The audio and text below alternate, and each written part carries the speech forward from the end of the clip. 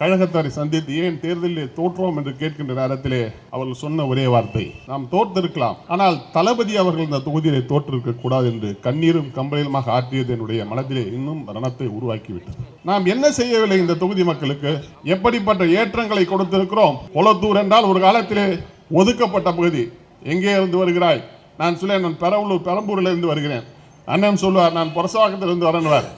இன்றைக்கு கொளத்தூரில் இருந்து வருகிறேன் என்றால் ஒரு மரியாதையோடு தமிழ்நாட்டில் மட்டுமல்ல, இந்திய மாநிலத்தில் எந்த பகுதிக்கு போனாலும் ஒரு மரியாதை உருவாக்கி கொடுத்த ஒரு தலைவருக்கு இந்த மக்கள் அளித்த பரிசு இதுதானா? ஒரு கொளத்தூர் என்பதை ஒரு தனி வட்டமாக அறிவித்தாரே, அதற்காக இந்த மக்கள் கொடுத்த பரிசா? கொளத்தூர் இருக்கின்ற காவல்துறை தனியாக உருவாக்கி கொடுத்தாரே, அதற்கு இந்த மக்கள் கொடுத்த பரிசா? வாரந்தோறும் மாதந்தோறும் நலத்திட்ட உதவிகளை அள்ளி அள்ளி கொடுத்த அந்த மனிதனுக்கு இந்த மக்கள் கொடுத்த பரிசா என்று எண்ணி பார்க்கின்ற நேரத்திலே ஏன் நாம் தான் தவறழித்து விட்டோமே என்று நானே கூட வருந்துகின்ற ஒரு சூழ்நிலை ஏற்பட்டது. அப்போதும் சொன்னாங்க கட்சிக்காரன், நான் வெற்றி தோல்வி என்பது நமக்கு ஒன்றும் புதிதல்ல. தலைவர் கலைஞர் அவர்கள் பார்க்காத வெற்றி தோல்விகள் எல்லாம் அல்ல. தளபதியிடத்திலே சொல்லுங்கள், தைரியமாக இருக்கு சொல்லுங்கள். அந்த தொகுதியில் அமர்ந்தோத்திருந்தாலும் தளபதியிடத்திலே சொல்லுங்கள், தைரியமாக இருக்கு சொல்லுங்கள். மீண்டும் திராவிட முன்னேற்ற கழகம் தான் ஆட்சி பொறுப்பு கோரும் அந்த நம்பிக்கையை நாங்கள் இழக்கவில்லை என்றார்கள். அத்தனை பேருக்கும் பணிவான வணக்கத்தை நான் தெரிவித்துக் கொள்கிறேன். ஒரு கடுமையான காலகட்டத்திலே இன்றைக்கு நாம் இந்த கூட்டத்தை நடத்தி கொண்டிருக்கிறோம்.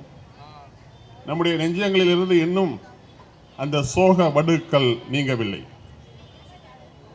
கடந்த தேர்தலுக்கு பிறகு நான் பல்வேறு பணிகளின் காரணமாக பல்வேறு மாநிலங்களுக்கு பாராளுமன்ற உறுப்பினர் என்ற முறையில் சென்ற நேரத்திலே தெலுங்கானாவில் இருக்கின்ற அந்த மாநிலத்தின் முதலமைச்சர், அவர் காங்கிரஸ் கட்சியை சார்ந்தவராக இருந்தாலும் அவரிடத்திலே சந்தித்து உரையாடி கொண்டிருக்கிற நேரத்திலே இவ்வளவு நலத்திட்டங்களை நாங்கள் எல்லாம் கூட தெலுங்கானாவில் செய்து முடிக்கப்படாத நலத்திட்டங்களை எல்லாம் உங்கள் தலைவர் ஆற்றியிருக்கிறார். அவரை பார்த்துத்தான் மாணவர்களுக்கு கல்வியில் எந்த அளவுக்கு ஊக்கமளிக்க வேண்டும் என்று நானே கற்றுக்கொண்டேன். மிகப்பெரிய பிரம்மாண்டமான விழாவில் என்னை அழைத்து அந்த விழாவில் என்னை உரையாற்ற வைத்தார். அந்த மாணவர்களோடு கலந்து அன்றைக்கு நான் அன்பு மழையிலே நனைந்தேன். எப்படி இவ்வளவு ஒரு பெரிய தோல்வியை சந்தித்தீர்கள்? குறிப்பாக உங்களுடைய தலைவருக்கு ஏற்பட்ட தோல்வி எனக்கு வருத்தத்தை அளித்தது என்றார். ஒரு நிமிடம் உடைந்து போனேன். அது அப்படி என்றால் என்னோடு பயணித்த பாராளுமன்ற உறுப்பினர்கள் எப்படித்தான் உங்களுக்கு இப்படி ஒரு தோல்வி ஏற்பட்டது? குறிப்பாக அவர் சார்ந்திருக்கின்ற தொகுதி, என்னை அந்த குளத்திற்காரன்னு கூட அவங்களுக்கு தெரியாது. அந்த தொகுதியிலே சார்ந்திருக்கின்ற மக்கள் என்ன நன்றி கேட்டவர்களா என்று கேட்டார். நான் வெட்கி தலை குனிந்து போனேன். வேதனையில் சொல்லுகின்றேன். அதைத் தொடர்ந்து தலைமை கழகத்தால் அறிவிக்கப்பட்டு தமிழ்நாடு முழுவதும் 14 தொகுதியிலே கிட்டத்தட்ட 6000 கழக தோழர்களை நேரில் சந்திக்கின்ற ஒரு வாய்ப்பினை தலைவர் தளபதி அவர்கள் எனக்கு அளித்தார்கள். நான் ஒரு ஊருக்கும் கழகத்தாரை சந்தித்து ஏன் தேர்தலில் தோற்றோம் என்று கேட்கின்ற நேரத்திலே அவர்கள் சொன்ன ஒரே வார்த்தை, நாம் தோற்றிருக்கலாம், ஆனால் தளபதி அவர்கள் இந்த தொகுதியிலே தோற்றிருக்க கூடாது என்று கண்ணீரும் கம்பளையுமாக ஆற்றியது என்னுடைய மனதிலே இன்னும் ரணத்தை உருவாக்கிவிட்டது. நாம் என்ன செய்யவில்லை இந்த தொகுதி மக்களுக்கு? எப்படிப்பட்ட ஏற்றங்களை கொடுத்திருக்கிறோம்? கொளத்தூர் என்றால் ஒரு காலத்திலே ஒதுக்கப்பட்ட பகுதி. எங்கே இருந்து வருகிறாய்? நான் சொல்ல, நான் பெரம்பூரில் இருந்து வருகிறேன். அண்ணன் சொல்லுவார், நான் பொரசவாக்கத்திலிருந்து வரணுவார். இன்றைக்கு கொளத்தூரில் இருந்து வருகிறேன் என்றால் ஒரு மரியாதையோடு தமிழ்நாட்டில் மட்டுமல்ல, இந்திய மாநிலத்தில் எந்த பகுதிக்கு போனாலும் ஒரு மரியாதை உருவாக்கி கொடுத்த ஒரு தலைவருக்கு இந்த மக்கள் அளித்த பரிசு இதுதானா? ஒரு கொளத்தூர் என்பதை ஒரு தனி வட்டமாக அறிவித்தாரே, அதற்காக இந்த மக்கள் கொடுத்த பரிசா?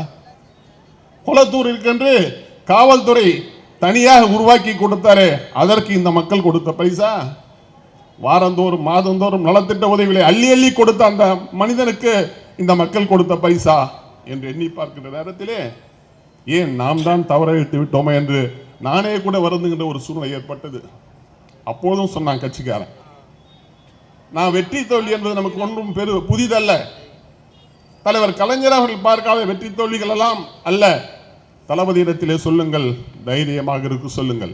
அந்த தொகுதியில் அமர்ந்தோத்திருந்தாலும் தளபதியிடத்திலே சொல்லுங்கள், தைரியமாக இருக்கு சொல்லுங்கள். மீண்டும் திராவிட முன்னேற்ற கழகம் தான் ஆட்சி பொறுப்பு கோரும் அந்த நம்பிக்கையை நாங்கள் இழக்கவில்லை என்றார்கள். அதனால்தான் சொல்கிறேன், கலைஞர் என்கின்ற மாமனிதர் எத்தனையோ தோல்விகளை சந்தித்தார், துரோகிகளை சந்தித்தார். திராவிட முன்னேற்ற கழகத்தின் கொடியை கொண்டு செல்வதற்காக நீதிமன்றத்தின் நெடிய படிக்கட்டில் ஏறினார், தேர்தல் கமிஷனுக்கு சென்றார். அந்த கொடியை இந்த இயக்கத்திற்கு மீட்டுக் கொடுத்த தலைவர் கலைஞர் அவர்கள். 50 ஆண்டு காலம் இந்த தமிழ்நாட்டிலே அடித்தட்டு மக்களை உயர்த்திய தலைவர், தன்மான தலைவர் கலைஞர் அவர்கள். மன உறுதியை கொடுத்த தலைவர் கலைஞர் அவர்கள். ராஜீவ்காந்தி கொல்லப்பட்ட நேரத்திலே நாம் எந்த அளவுக்கு இந்த பகுதியை பாதிக்கப்பட்டோம் என்று நாம் அனைவரும் அறிந்து கொண்டு, அதற்கு பிறகும் இந்த இயக்கம் மீண்டும் ஆட்சி பொறுப்புக்கு கொண்டு வந்தவர் தலைவர் கலைஞர் அவர்கள். எனக்கு முன்னாலே பேசிய கருப்பு சட்டை நண்பர் சொன்னார், தோல்விகள் நமக்கு ஒன்றும் புதிதல்ல என்றால், ஆனால் இந்த தொகுதிக்கு தோல்வி புதிதுதான். நான் 84 இந்த தொகுதியிலே பணியாற்றி கொண்டிருக்கிறேன். 84 நாஞ்சியார் வெற்றி பெற்றார், 89 வீராசாமி வெற்றி பெற்றார், 91 நம்மிடத்திலிருந்து வெற்றியை தட்டி பறித்தவர் அண்ணன் ரங்கநாதன் அவர்கள். அவரை தவிர்த்து இதுவரையில் இந்த தொகுதி தோற்றுவது கிடையாது. இந்த தொகுதி நாம் காற்றோடு கத்தி சண்டை போட்டோம். யார் நமக்கு எதிரி என்று தெரியாமல் காற்றோடு கத்தி சண்டை போட்டதன் விளைவுதான் இன்றைக்கு இவ்வளவு பெரிய தோல்வியை சந்தித்திருக்கிறோம்.